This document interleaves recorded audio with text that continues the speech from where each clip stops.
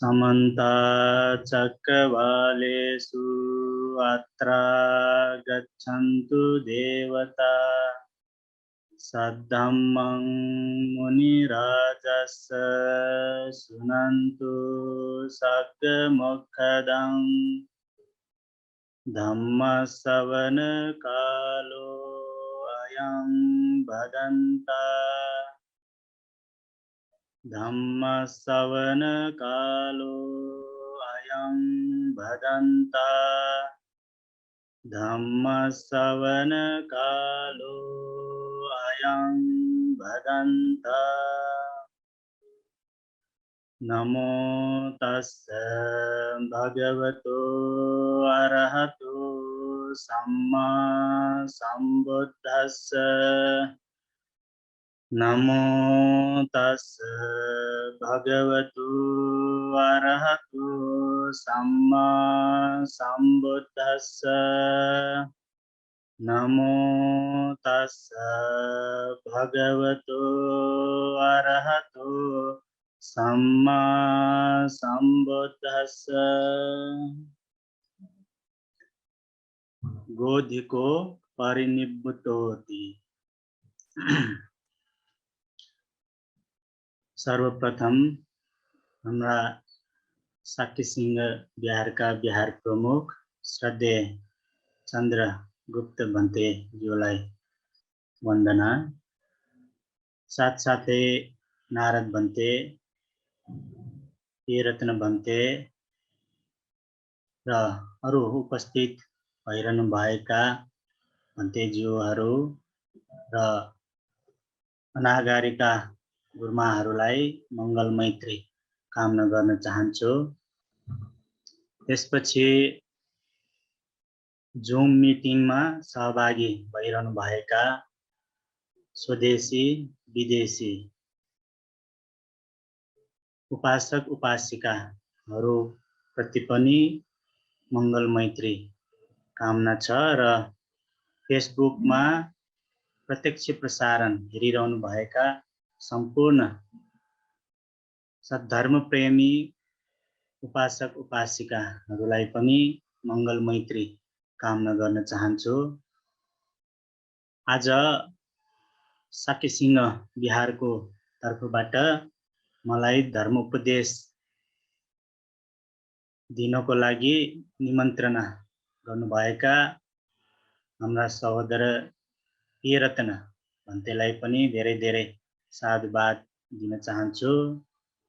उहाँ श्रीलङ्कामा हामी सँगै एउटै बिहारमा बसेर एउटै त्रिवेणीमा बसेर बुद्ध धर्मको अध्ययन गरेका थियौं र नारद भन्ते, लखन भन्ते, कुशल भन्ते, उदित भन्ते हामी सबै एउटै बिहारमा बसेर नै बुद्ध धर्म अध्ययन गरेका थियौं। साथसाथै उहाँहरू मैले चिनेको पनि श्रीलङ्कामा गएर अहिले उहाँहरू धर्ममित्र हुनुभयो र अहिले साकी सिंह बिहारमा बौद्ध गतिविधिहरू सञ्चालन गर्नुहुन्छ। त्यो देखेर धेरै खुसी लागिरहेको छ। अहिले नेपालमा गुला धर्मदेशना गुला पर्व पनि भन्छौं सुरु भइरहेको अवस्था। यो नेपालमा मात्र देखिने धर्म प्रवचन गराइने चलन चलिरहेको छ र यो श्रीलङ्कामा गुला धर्मदेशना भनेर प्रवचन गराइँदैन। त्यसैले नेपालमा बसिरहनु भएका सम्पूर्ण उपासक उपासिकाहरू, बौद्ध उपासक उपासिकाहरू धेरै नै भाग्यमानी हुनुहुन्छ।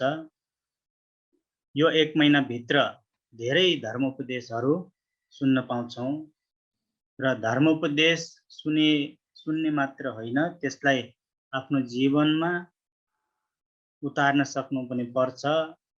बिहारमा जाने धर्मोपदेश सुन्ने, घर गएर झैझगडा गर्ने त्यस्तो गर्ने होइन। त्यसैले धर्मोपदेश सुने जस्तै आफ्नो जीवनमा कसरी सुधार ल्याउन सक्छ भन्ने कुराको विषयमा पनि हामीले जानिराख्नु पर्दछ। आजको दिन मैले संयुक्त निकायमा रहेको मार संयुक्त त्यसमा रहेको गोधिक सूत्र तपाईहरुलाई धर्म प्रवचन दिन गइरहेको छु। भगवान बुद्धले 35 वर्ष धर्म देशना गर्नुभयो। सुरुमा धर्मचक्र प्रवर्तन सूत्र देशना गर्नुभयो। त्यसपछि 45 वर्षसम्म उहाँले देशना गर्नुभएको जति पनि धर्म प्रवचनहरू छन् ती सबै प्रथम धर्म संगायनामा एक ठाउँमा राखियो। प्रथम धर्म संगायनामा 500 अरहन्त भन्तेहरूको उपस्थितिमा महाकाश्यप अरहन्तनु हुनुभएका भन्तेज्यूको सभापतित्वमा प्रथम धर्म संगायना सम्पन्न गरियो। प्रथम धर्म संगायनामा सोधिएको प्रश्नहरूको जवाब सूत्र पिटक जुन हामी त्रिपिटक भन्छौं, सूत्र पिटकमा रहेको जति पनि धर्म उपदेशहरू छन्, धर्म कारणाहरू छन्, सबै आनन्द भन्तेले नै उत्तर दिनुभएको थियो। यी कुराहरू मैले तपाईहरुलाई सुनाइरहेको। हामी बौद्ध उपासक उपासिकाहरू भन्छौं, बिहार जान्छौं, दान धर्म गर्छौं, तर भगवान बुद्धको उपदेश कुन किताबमा पाइन्छ भनेर सोध्दाखेरि धेरै जसो उपासक उपासिकाहरूलाई थाहा छैन। जसरी क्रिश्चियनहरूले कुन किताब पढ्छ भनेकी हामीलाई थाहा छ। जुममा आइरहनु भएका, फेसबुक लाइभमा आइरहनु भएका सबै उपासक उपासिकाहरूले थाहा छ क्रिश्चियनहरूले कुन किताब पढ्छ, उहाँहरूले कुन किताब अध्ययन गर्छ, उहाँहरूको धर्म कहाँ छ भनेर अध्ययन गर्ने किताब कुन हो भनेको सबैलाई थाहा छ है। सबैलाई थाहा छ, बाइबल भन्न पनि आउँछ। तर बिहार जाने उपासक उपासिकाहरूले यी कुराहरू थाहा नभएको अवस्था पनि पाइएको छ। भगवान बुद्धको धर्म उपदेश कहाँ पाइन्छ त भन्दाखेरि थाहा छैन। त्यसैले नै मैले यो कुरा अलिकति तपाईहरुलाई भनिरहेको। भगवान बुद्धले 45 वर्षसम्म देशना गर्नुभएका जति पनि धर्महरू छन् ती सबै त्रिपिटकमा पाइन्छ। आज कमसे कम त्रिपिटक भन्ने शब्द भए पनि कण्ठ गर्नुस्। यदि कसैले सोध्यो भने भगवान बुद्धको धर्म कहाँ पाइन्छ भनेर सोध्यो भने भन्न सक्ने गरी त्रिपिटकमा पाइन्छ भनेर पनि भन्न सक्नुपर्छ है। यतिका दिन हामीले भन्ते गुरुमाहरूको तर्फबाट प्रवचन सुन्यौं। ती सबै प्रवचनहरू संयुक्त निकाय भनेपछि यो संयुक्त निकाय कहाँ छ त भनेर नै मैले तपाईहरुलाई भनिरहेको। सूत्र पिटक 3 भागमा विभाजन हुन्छ। त्रिपिटक 3 भागमा विभाजन हुन्छ। सूत्र पिटक, विनय पिटक, अभिधर्म पिटक भने। सूत्र पिटक फेरि 5 भागमा विभाजन हुन्छ। दीघ निकाय, मध्यम निकाय, संयुक्त निकाय, अंगुत्तर निकाय, खुद्दक निकाय भनेपछि संयुक्त निकाय यसमा छ। जुन आज मैले पनि तपाईहरुलाई धर्म प्रवचन सुनाउन गइरहेको यही संयुक्त निकायबाट। भनेपछि त्रिपिटक आउनु पर्यो सुरुमा, त्यसपछि दीघ निकाय, मध्यम निकाय, संयुक्त निकाय, अंगुत्तर निकाय अनि खुद्दक निकाय भनेर 5 वटा निकायमा विभाजन गरिएको छ भगवान बुद्धको धर्म। अनि त्यसपछि यी धर्महरुमा भगवान बुद्धले ठाउँ ठाउँमा देशना गरेका जति पनि धर्म उपदेशहरू छन् यसमा समावेश गरिएको छ। भिक्षु र भिक्षुणीहरूलाई आवश्यक पर्ने विनय नियमहरू समावेश गरिएको विनय पिटकमा। भन्तेहरूले यो गर्नुहुन्छ, यो गर्नु हुँदैन, गुरुमाहरूले भिक्षुणीहरूले यो गर्नुहुन्छ, त्यो गर्नु हुँदैन र यसमा उपासक उपासिकाहरूको लागि पनि विनय नियमहरू समावेश गरिएको छ। जस्तै सिंगालोवाद सूत्र आदि सूत्रहरूमा देखाइएको विनय नियमहरू यसमा समावेश गरिएको छ। त्यसलाई विनय पिटक भनिन्छ। अनि त्यसपछि गम्भीर धर्म कारणाहरू समावेश गरिएको अभिधर्म पिटक। कमसे कम यति भने पनि यति भए पनि हामीले भन्न जानिराख्नुपर्छ। त्रिपिटक भनेर भगवान बुद्धको धर्म एक ठाउँमा राखिएको छ, त्रिपिटक भनेर। अनि त्यसपछि त्रिपिटक 3 वटा पिटक रहेको छ, सूत्र पिटक, विनय पिटक, अभिधर्म पिटक। यसमा सूत्र पिटक अन्तर्गत सूत्र पिटक पनि 5 वटा भागमा विभाजन गरिएको छ। यसमा अन्तर्गत रहेको दीघ निकाय, लामो लामो सूत्रहरू समावेश गरिएको छ। मध्यम निकाय, मध्यम प्रमाणका सूत्रहरू समावेश गरिएको छ भनेर बुझ्नु पर्यो। संयुक्त निकाय भनेको कुनै देवी देवताहरू, कुनै मारहरू आएर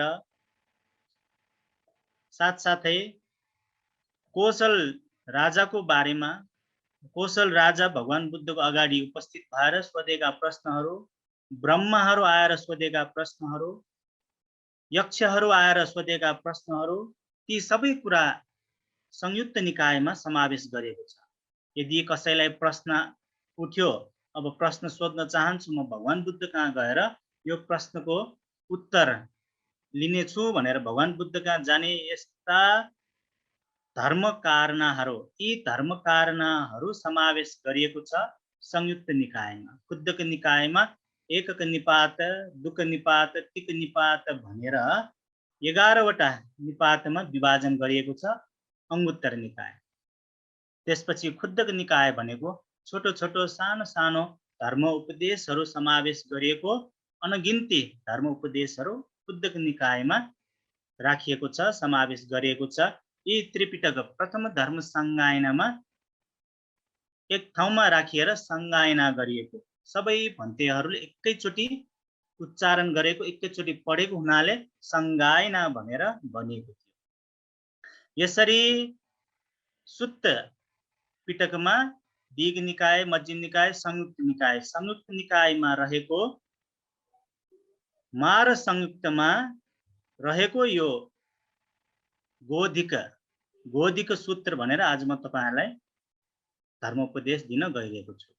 गोधिक भन्ने बित्तिकै यो अरु धर्मोपदेश भन्दा पनि बेग्लै तरिकाले सुन्न पाइने धर्मोपदेश हो।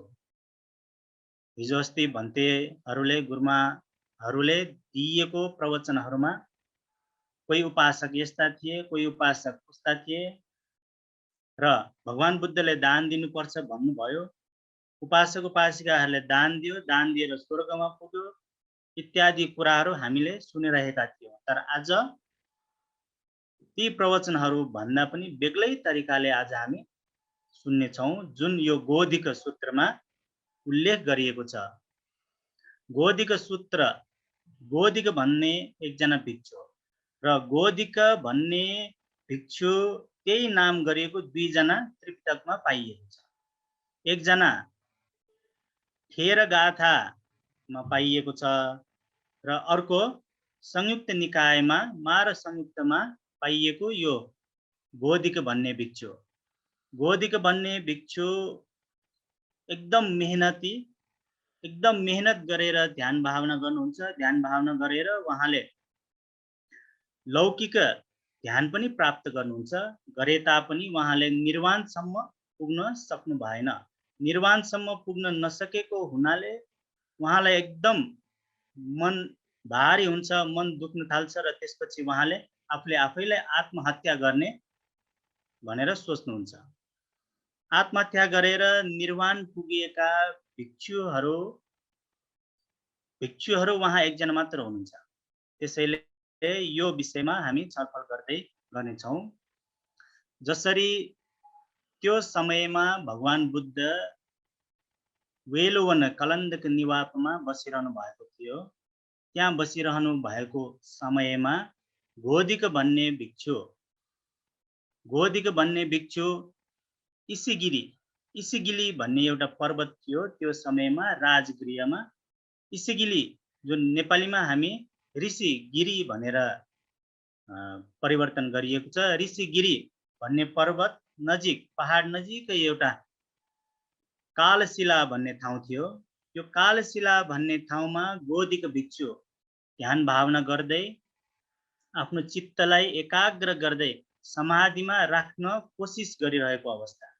यो कालशिला भन्ने ठाउँमा अर्को एउटा घटना पनि घटिएको थियो, जुन मोग्गल्लायन भिक्षुको कारण थियो। मोग्गल्लायन भिक्षुलाई 500 जना चोरहरू आएर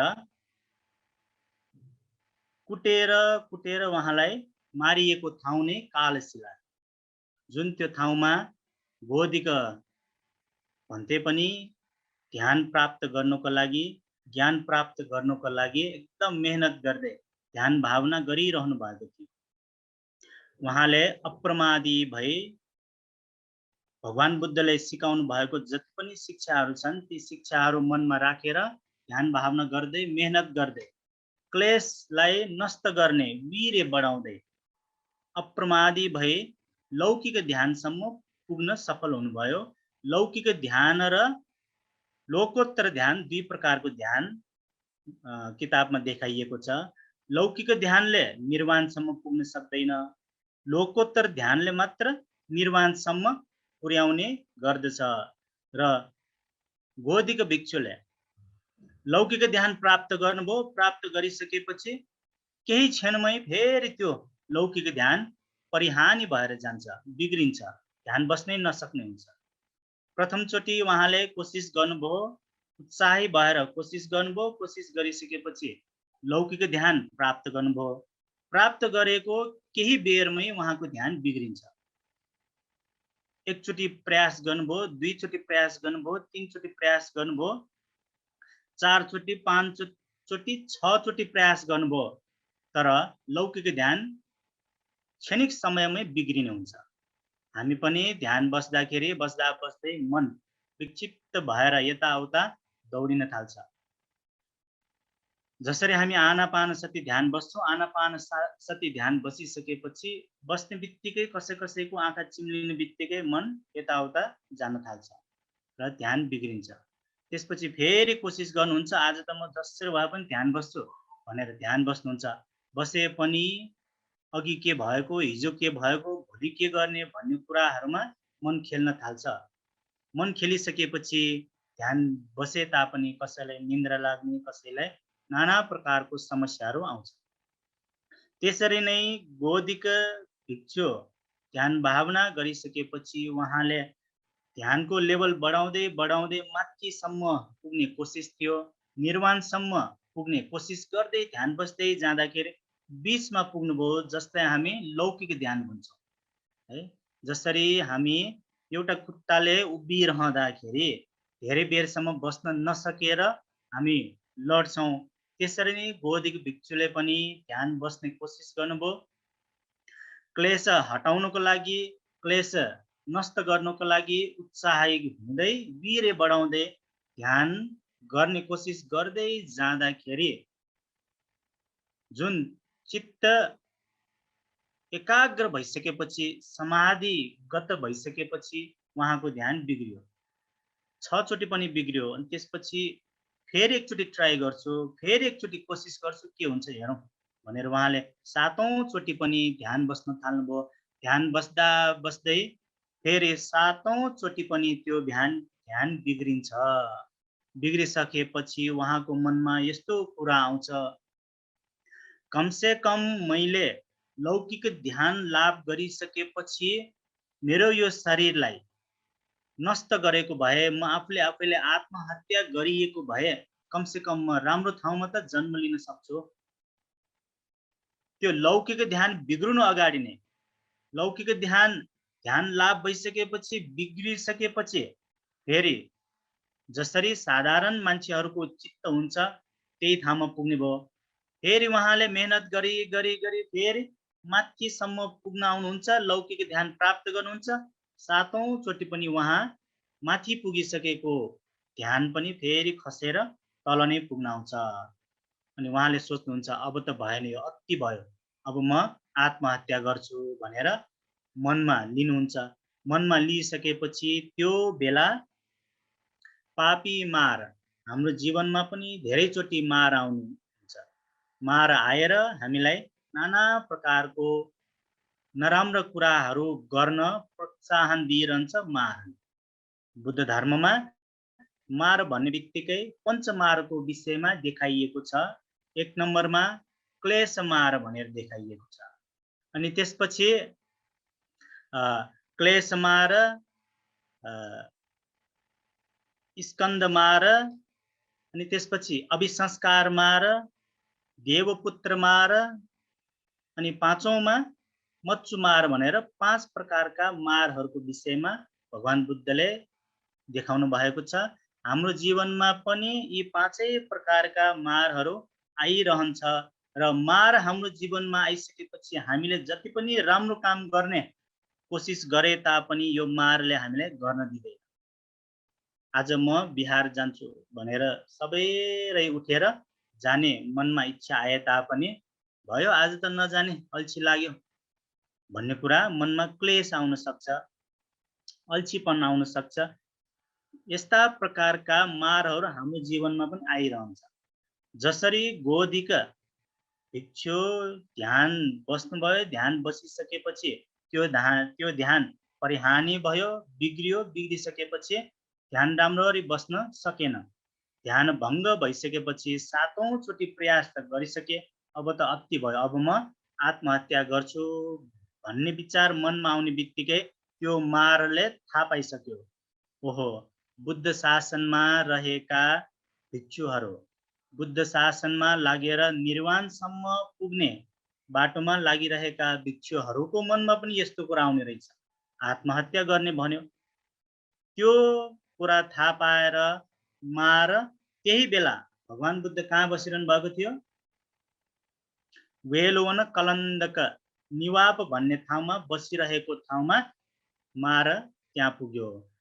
त्यो ठाउँमा पुगिसकेपछि मारले भगवान बुद्धलाई सर्वप्रथम वन्दना गर्नुहुन्छ। भगवान बुद्धलाई वन्दना गरिसकेपछि आफ्नो मनको कुरा भगवान बुद्धलाई सुनाउनुहुन्छ। मैले अघि नै पनि भने संयुक्त निकायमा समावेश गरिएका भगवान बुद्धका धर्महरू सबै कसैले प्रश्न सोधिएको, कसैले आफ्नो मनको कुरा राखिएको, कुनै डायलगहरू भनिएको, भगवान बुद्धले पनि हुन्छ तिमीले भनेको कुरा सही हो, राम्रो हो, एकदम राम्रो, अब मेरो कुरा पनि सुन भनेर यसरी एकला अर्कालाई कुरा राखिएको जति पनि धर्म उपदेशहरू छन् ती सबै संयुक्त निकायमा समावेश गरिएको छ। अनि त्यसपछि मारले आफ्नो मनको कुरा यसरी राख्नुहुन्छ, भगवान शास्ता तपाईको धर्ममा क्लेश रहित भई निर्वाणसम्म पुग्ने तपाईका श्रावकहरूको मनमा पनि यस्तो कुरा उठ्दो रहेछ, आत्महत्या गर्ने भन्यो। जसरी गोधिक भिक्षु ध्यान बसिरहँदाखेरि उहाँको मनमा यस्तो कुरा उठ्यो, आत्महत्या गर्ने रे। तपाईं एकचोटि गएर सम्झाइदिनुहोस्, निर्वाण पुग्नु अगाडि आत्महत्या नगर, आत्महत्या गर्यो कि दुर्गतिमा पतन हुन्छ भनेर तपाईं गएर एकचोटि सम्झाइदिनुहोस् भनेर भन्नुहुन्छ। र त्यो बेला त्यो ठाउँमा त्यो मारले त्यस्तो भनिसकेपछि केही समयमै गोधिक भिक्षुले आफ्नो आत्महत्या गर्नुहुन्छ। आत्महत्या गरिसकेपछि त्यही बेला भगवान बुद्धले थाहा पाउँछ कि मलाई यो खबर सुनाउन आएको यो अरु कोही होइन, मार हो।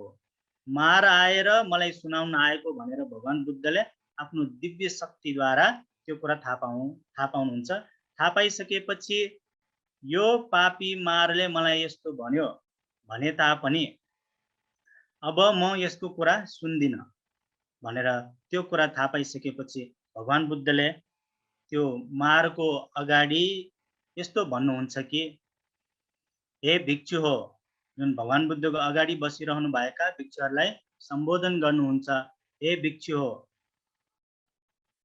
अब हामी यहाँबाट जुन वेलुवन कलन्दक निवाप त्यो ठाउँबाट अब हामी कालशिला भन्ने ठाउँमा जान्छौँ। त्यहाँ गोधिक भिक्षुले आत्महत्या गर्यो, अब हामी त्यहाँ जान्छौँ भन्ने बित्तिकै अरू भिक्षुहरूले पनि हुन्छ, हस् भगवान शास्ता भनेर भगवान बुद्धसँगै उहाँहरू पनि कालशिलामा पुग्नुहुन्छ। कालशिलामा पुगिसकेपछि टाढैबाट खाट्न प्राण त्याग गरेर परिनिर्वाण भइसकेपछि खाटमा ढलिरहनु भएको गोदिक भिक्षुलाई देख्नुहुन्छ। देखिसकेपछि त्यो ठाउँमा गएर बसिरहँदाखेरि भगवान बुद्धले भिक्षुहरूलाई भन्नुहुन्छ, हे भिक्षु हो, तिमीहरूले त्यो आकाशमा हेर, आकाशमा देख्यौ कालो धुवाको मुस्लो आइरहेको, कालो बादल, जुन त्यो बादल पूर्वतिर भाग्छ, पश्चिमतिर भाग्छ, दक्षिणतिर भाग्छ, पूर्व पश्चिम उत्तर दक्षिण माथि तल हरेक चारैतिर घुम्दै बसिरहेको त्यो कालो बादललाई देख्यौ भनेर भगवान बुद्धले सोध्नुहुन्छ।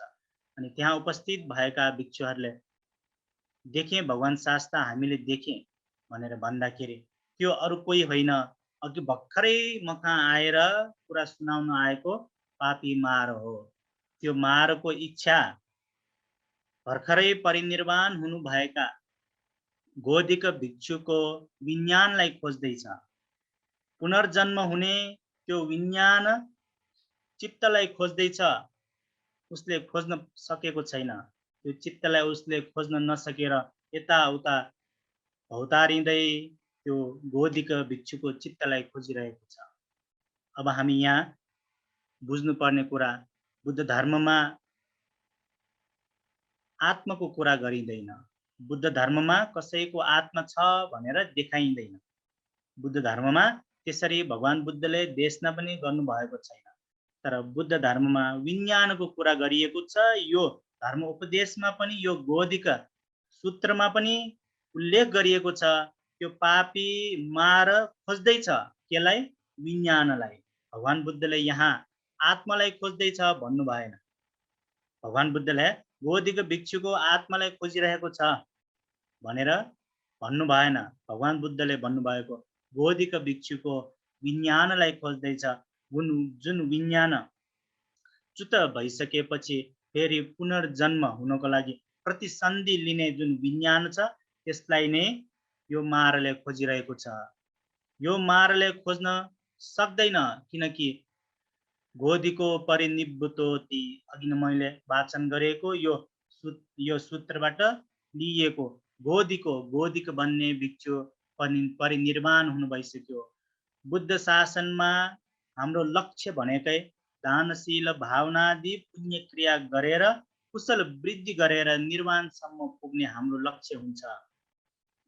हाम्रो निर्वाणसम्म पुग्ने लक्ष्य, जुन त्यो लक्ष्यलाई हामीले सार्थक बनाउनको लागि ध्यान भावना गर्नुपर्ने हुन्छ। ध्यान भावना गरिसकेपछि यो चित्तलाई हामी एकाग्र गरेर जुन निर्वाणसम्म पुग्ने कोसिस हामी गर्छौं, त्यही कुरा यो गोदिक सूत्रमा पनि देखाइएको छ। गोदिक सूत्रमा उहाँले 7 चोटि आफ्नो वीर्य बढाएर ध्यान भावना गर्नुभयो, चित्त विमुक्तिको लागि कोसिस गर्नुभयो, उत्साह भएर ध्यान प्राप्त गर्नुभयो, जुन हामी लौकिक ध्यान भनेर भन्छौँ। त्यो लौकिक ध्यान उहाँले प्राप्त गरिसकेपछि उहाँको मनमा आयो, अब त भएन, यो लौकिक ध्यानले पुग्दैन, मलाई निर्वाणसम्म पुग्नु थियो। तर निर्वाणसम्म पुग्नु अगाडि नै उहाँको ध्यान भङ्ग भयो। ध्यान भङ्ग भइसकेपछि उहाँको मनमा आयो, अब त भएन, अब यो लौकिक ध्यान पुग्ने बित्तिकै म आत्महत्या गर्छु, कमसेकम म राम्रो ठाउँमा त उत्पन्न हुन सक्छु, राम्रो ठाउँमा गएर सुगतिमा गएर म जन्म लिन सक्ने छु भन्ने विचार उहाँले मनमा लिनुभयो। त्यही मनमा लिएर नै उहाँले आत्महत्या गर्नुभयो। आत्महत्या गर्ने बित्तिकै त्यो कुरालाई स्मरण गर्दै ध्यान गर्दै उहाँले आत्महत्या गरेको हुनाले परिनिर्वाण प्राप्त गर्नुभयो। अब यहाँ कसैको मनमा आउँछ होला, आत्महत्या गरेर पनि निर्वाण पुग्छ र अब हामी पनि आत्महत्या गर्छौं भन्ने विचार पनि आउन सक्छ सायद। तर त्यसरी आत्महत्या गर्दैमा निर्वाण पुग्ने होइन।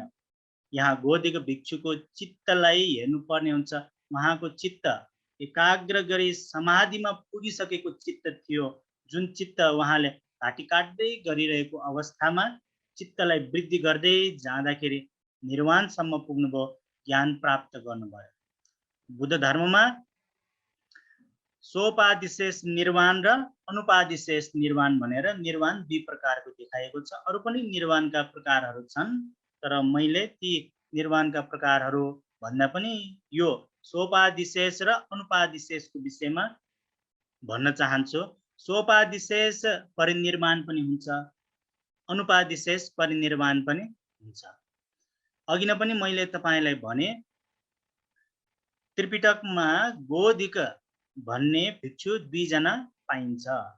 एकजना सोपादिशेष निर्वाण प्राप्त गर्नुभयो, अर्को एकजना अनुपादिशेष निर्वाण प्राप्त गर्नुभयो, जुन हामीले आज प्रवचन सुन्यौं। र मैले आज तपाईलाई भनेको यो प्रवचनमा उल्लेख गरिएको जुन गोधिक भिक्षु हुनुहुन्छ उहाँ अनुपादिशेष परिनिर्वाण प्राप्त गर्नुभयो। अब सोपादिशेष र अनुपादिशेषको विषयमा अलिकति बुझौं। जुन मैले भने खेरगाथामा उल्लेख गरिएको गोधिक भिक्षुले सोपादिशेष परिनिर्वाण प्राप्त गर्नुभयो। उहाँले सोपादिशेष परिनिर्वाण प्राप्त गर्यो भन्नुको मतलब उहाँले ज्ञान प्राप्त गर्नुभयो, उहाँले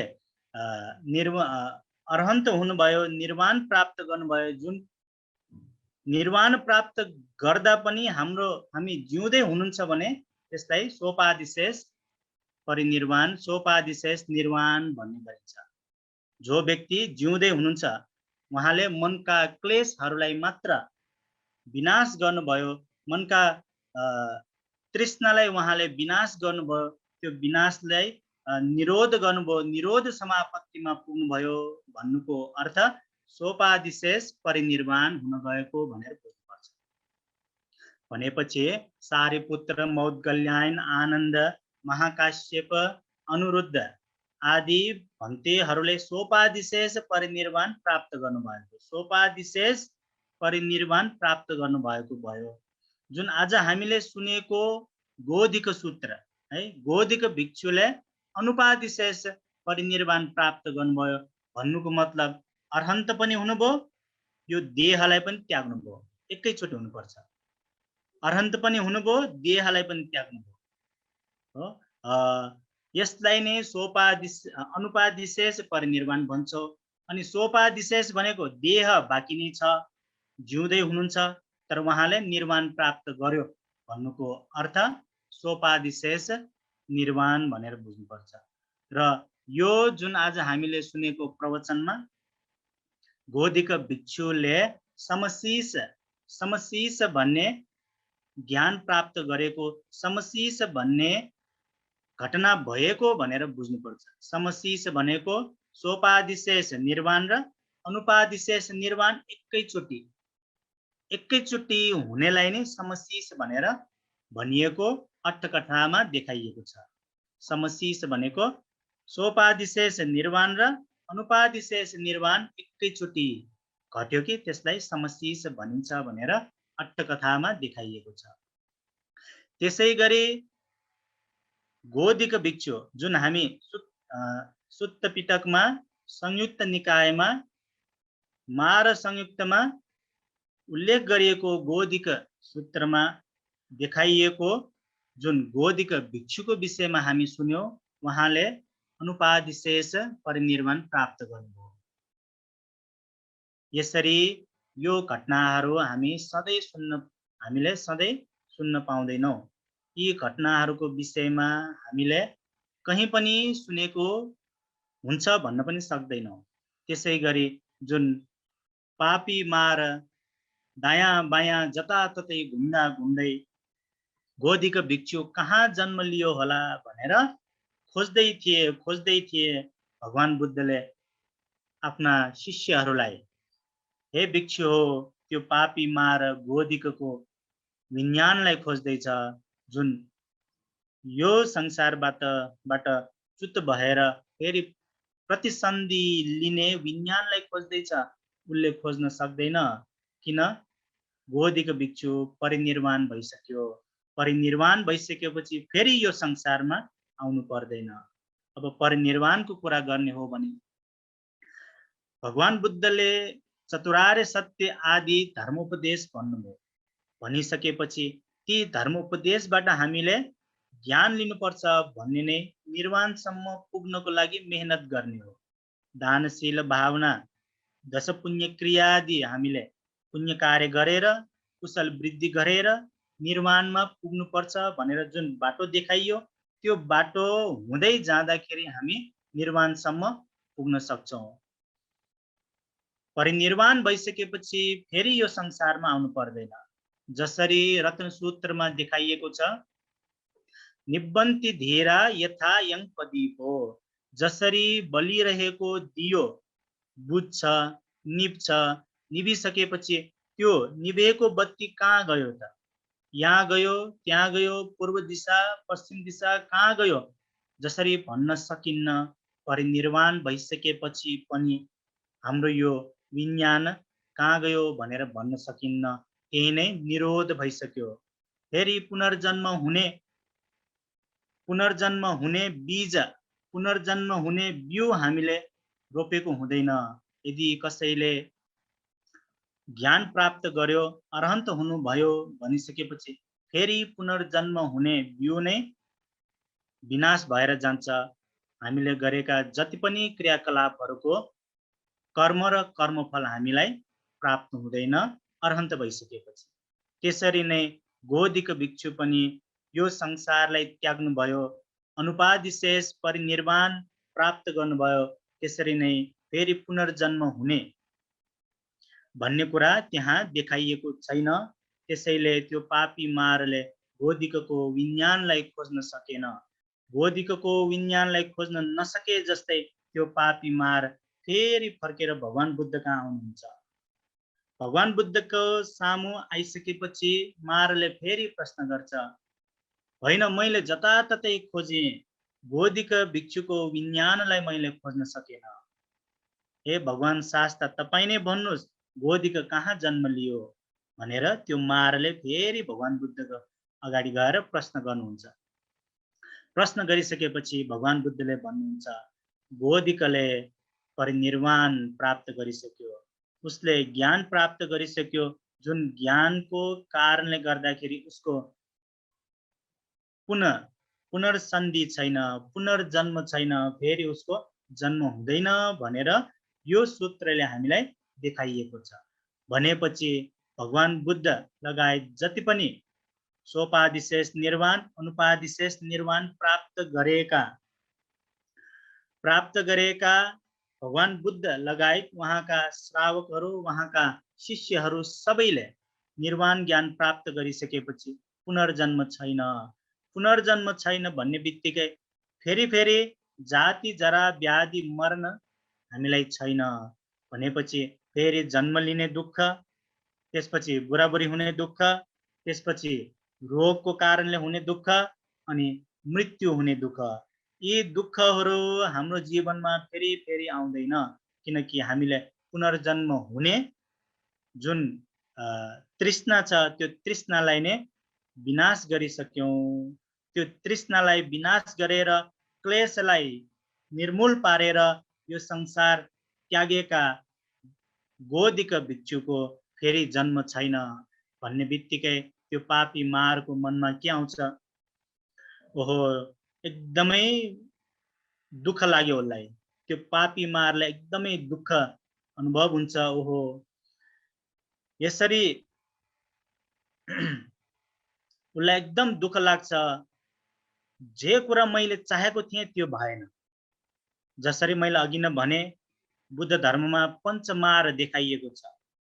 पञ्चमार, क्लेश मार देखाइएको छ, स्कन्द मार देखाइएको छ, अभिसंस्कार मार, देवपुत्र मार अनि मच्चु मार। यो पाँचवटा मार हाम्रो जीवनमा आउने सदैव हामीलाई राम्रो कामबाट टाढे राख्नलाई आइरहन्छ। हामीले जति पनि राम्रो काम गर्न कोसिस गर्छौं, दान धर्म गर्न कोसिस गर्छौं, त्यो बेलामा मार आइ नै रहन्छ।